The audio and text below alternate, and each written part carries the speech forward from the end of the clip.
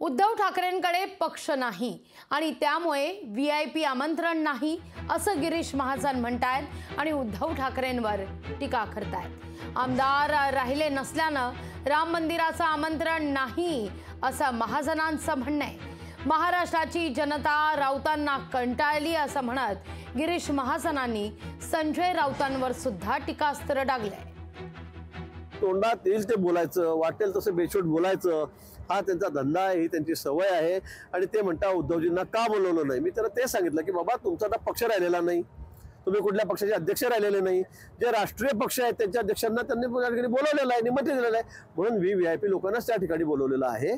तुमचा पक्ष नाही, तुमच्या मागे 7-8 आमदार राहिलेले नाही, तुमच्या मागे 3-4 खासदार राहिलेले नाहीत, तुमचा पक्ष तुमच्याकडून गेला एकनाथजींकडे, तुमचं चिन्ह तुमच्याकडून गेलेलं आहे आणि तुम्ही काय अपेक्षा करता की आम्ही व्हीआयपी आम्ही खूप मोठे राजकारणी आहोत।